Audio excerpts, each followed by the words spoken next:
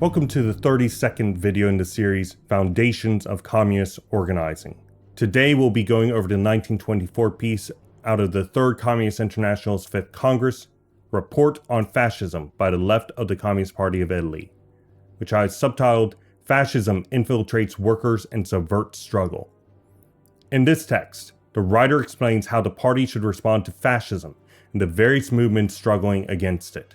First, they understand fascism as a modern and sophisticated counteroffensive by the bourgeoisie, which seeks to gain the support of sections of the proletarian masses through the acceptance and creation of fascist workers' or economic organizations, liquidating a portion of the proletariat and the Petit-Bourgeoisie in order to unify the rest against the proletariat as a whole. This demonstrates the vulnerability of reformist and economic organs of struggle, which creates fertile ground for class collaborationism. Thus, the only real struggle against fascism can ever be in the proletariat to resist fascism with class consciousness, recognizing it as its class enemy, with the revolutionary proletariat understanding that the growth of reaction must be met on the ground, in the streets, in direct national and international action to oppose it, and that ultimately, only the dictatorship of the proletariat can fully stamp out this new method of bourgeois organization. However, because the bourgeois opposition to fascism can only ever understand it as a legal, moral matter aimed at restoring social order, even against its own class allies, it will not ever truly support the working class taking the kinds of direct action necessary to defeat fascism. Because of this, the party must show the difference between it and bourgeois anti-fascist groups, so that the proletariat understands the need for the liquidation of social democratic currents.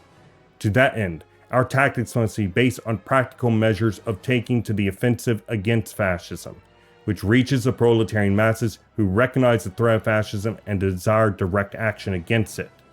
Through such an offensive, social democratic anti-fascist groups will lose the masses, as they recognize our leadership as effective, while the social democrats are not. Think about, Bernie Sanders and all these social democrats who are, they stand, and maybe they don't clap at Trump's rallies, but they still stand there. And they call for peaceful demonstrations against it. And they may or may not actually walk in one of those peaceful demonstrations. And when, Donald Trump puts a thing in front of them for them to sign, they still sign it, right? These practical measures need to join the masses, both urban and rural, together for revolutionary action under the leadership of the Communist Party, which in turn requires the independence of the party, which allows for direct struggle with fascism, and the combating of bourgeois illusions which lead to defeatism. The proletarian masses must be united by the party, which requires the centralization of the party. Ultimately, the only real fight against fascism is that of the national and international revolutionary proletariat, which must boycott and engender a class hatred for fascism and use that to organize an international proletarian counteroffensive against the bourgeoisie in common disgust and fear. And that is my summary on Report on Fascism by the Left of the Communist Party of Italy.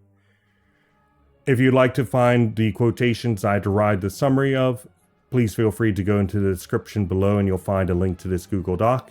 If you'd like to join the United Marxist Pact Discord server in order to talk about this or anything else of that matter, you'll find a link there as well. Tomorrow we will be going over my summary of the 1926 piece by the Communist Party of Italy, Third Congress at Lyon, Theses Presented by the Left. Thank you for joining me for today's topical summary, and I hope to see you then.